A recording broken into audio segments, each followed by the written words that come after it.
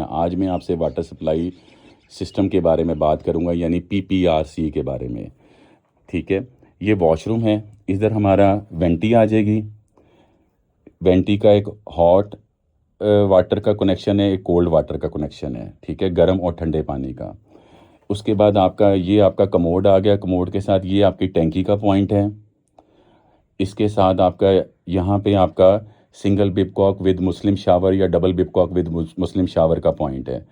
ये आपका floor trap आ जाएगा। ये आपका नहाने वाला है, शावर का कोल्ड एंड हॉट वाटर। ठीक है, और इसकी ये ड्रेन आ गई। अब इसमें आपको नहाने के लिए, शावर के लिए आपको हॉट एंड कोल्ड वाटर की दोनों की ज़रूरत पड़ती है। इसी तरह वेंटी में आपको जो है उसमें भी आपको हॉट एंड कोल्ड वाटर की ज़रूरत पड़ती है। मुस्लिम शावर में आपका ये मुस्लिम शावर है। हमेशा याद रखिएगा, कमोड के जब आप कमोड सीट पे बैठते हैं, आपने इस तरह बैठना है तो आपके राइट साइड पे आपका मुस्लिम शावर होना चाहिए। अक्सर जगह पे कॉन्ट्रैक्टर्स, वाटर सप्लाई वाले और लोग गलती कर जाते हैं कि कमोड की कई दफ़ा लेफ़्ट साइड पे मुस्लिम शावर दे देते हैं। ये एक स्टैंडर्ड रूल है कि कमोड के जब बंदा बैठता है और उसका मुंह इस तरफ होगा, मेरी तरफ होगा, तो उसके हमेशा राइट साइड पे उसका मुस्लिम शावर होगा।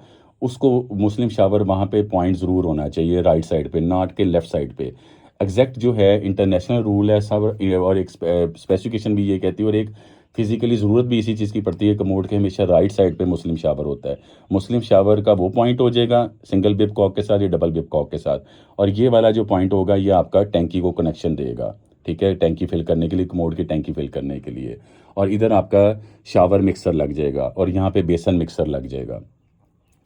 अब आपने इन चीज़ों का ख्याल करना है कि जो पीपीआरसी का जितना भी वाटर सप्लाई का सिस्टम है ना, वो कोई भी फ्लोर के अंदर नहीं होना चाहिए।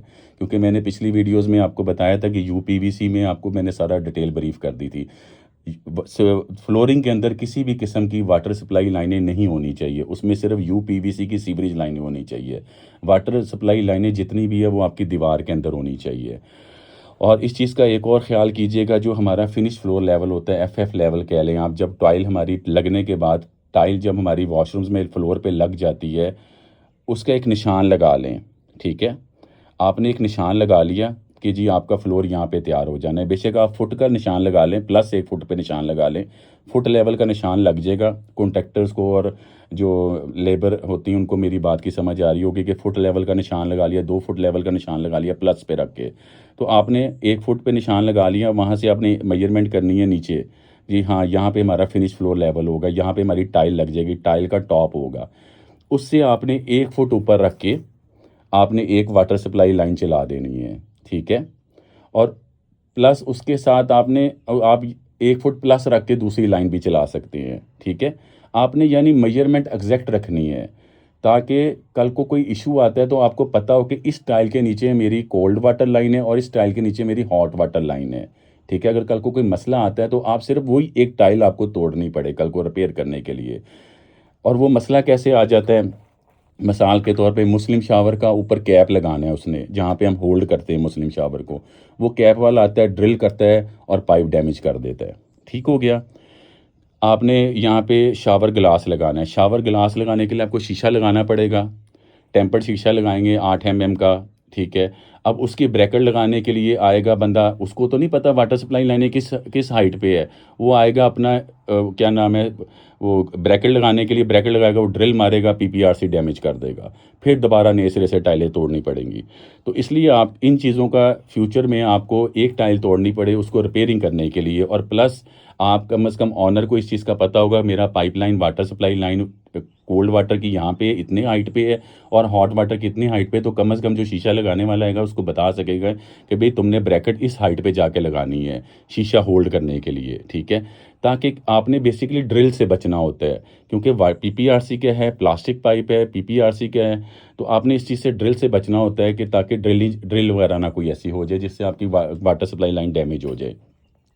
अब आपने टाइल लग गई, टाइल से आपने कम से कम 1 फुट या 8 इंच पे आपने एक पॉइंट रख देना है कोल्ड वाटर का। 1 फुट पे रख दें, 1 फुट पे आपने रख दिया।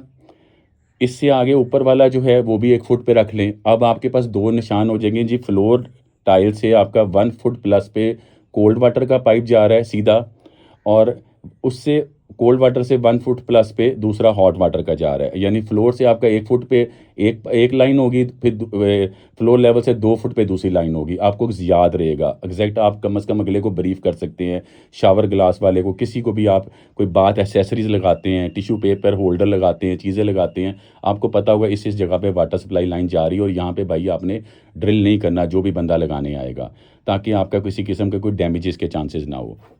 आप ये भी कर सकते हैं, आप फ्लोर लेवल से 1 फुट पे एक वाटर सप्लाई लाइन डाल दें, कोल्ड की डाल दें या हॉट की डाल दें, और उससे 6 इंच प्लस पे आप दूसरी लाइन डाल दें, ठीक है। अगर आपने फर्स्ट कोल्ड की डाली है तो दूसरी आप हॉट की डाल दें 6 इंच प्लस पे, ठीक है। अगर आपने नीचे वाली हॉट की डाली तो 6 इंच प्लस पे वो डाल दें, 6 इंच भी कर सकते हैं, 1 फुट भी कर सकते हैं, ठीक है। ये मैंने आपको तरीकाकार बता दिया है। मेन जो चीज़ है इसमें वाटर सप्लाई में लेआउट में ज़्यादा इशू नहीं होता, सिर्फ आप अपना एक लेआउट बना के लाजमी रखें अपने पास, और फ्लोर से एक निशान आपको पता हो, आपके माइंड में चीज़ हो कि किस जगह पे हमारी वाटर सप्लाई लाइनें आ रही हैं, ताकि आप वहाँ पे ड्रिलिंग से बच सकें। अब क्या होता है कि कई जगह पे ऐसा भी होता है जी, हमने शीशा लगाना है, ठीक है, इसके अलावा हमने टिश्यू पेपर होल्डर लगाना है, टूथपेस्ट होल्डर लगाना है, ठीक है, सोप डिश लगानी है, डिफरेंट चीज़ें लगानी होती है, शावर एरिया में सोप डिश लगानी है। ऐसे आता है बंदा ड्रिल करता है, वो सुराख कर देता है पीपीआरसी का, तो बाद में वो मसला आ जाता है, ठीक है। एक तो आपको जब आप ये करेंगे तो कल को कोई ऐसा इशू आ भी जाता है, आप घर में नहीं होते और वहाँ के लेबर वाले बंदे ड्रिल कर जाते हैं, तो आपको पता होगा यार एक टाइल ये टूटी है, इसको मैंने क्या नाम है रिप्लेस करना है। और जब भी आप टाइल का काम करते हैं, बेशक वो बाहर रूम्स का करें या वॉशरूम्स का करें, तो आप स्पेयर टाइल ज़रूर रखें, ठीक है। जब भी आप अपने घर की क्वांटिटी मंगवाते हैं, 5 मरले का घर है, 10 मरले का है, 1 कनाल का घर है, 2 कनाल का घर है, जब आपके वॉशरूम्स की टाइल आ गई और वो डिफरेंट कलर्स की टाइल है, हर वॉशरूम में डिफरेंट टाइल्स हैं, तो आप कम से कम वन बॉक्स जो है ना टाइल का स्पेयर रखें। एक बॉक्स के अंदर 1.44 स्क्वायर मीटर टाइल होती है, ठीक है। हर बॉक्स जो होता है वो बेशक बड़े डिफरेंट साइज़ के टाइल हो, ठीक है, 2 फुट बाय 4 फुट की हो, 2 बाय 2 की हो, 12 बाय 18 की हो, जितनी भी हो, 1 फुट बाय 1.5 फुट की हो, सब बॉक्सेस का साइज़ होता है ना, वो होता है कि 1.44 स्क्वायर मीटर। तो एक बॉक्स आप लाजमी अपना घर के अंदर हर वॉशरूम का एक स्पेयर रखें। अगर इस वॉशरूम में कोई और मॉडल है तो उसका एक डब्बा अलहदा रखें, दूसरे वॉशरूम का अलहदा रखें, ताकि कल को कोई भी ऐसा आता है शावर वाला, कोई फिटिंग लगाने आता है, वो कोई चीज़ डैमेज करे तो आपके पास स्पेयर टाइल पड़ी हो, ठीक है। Thank you.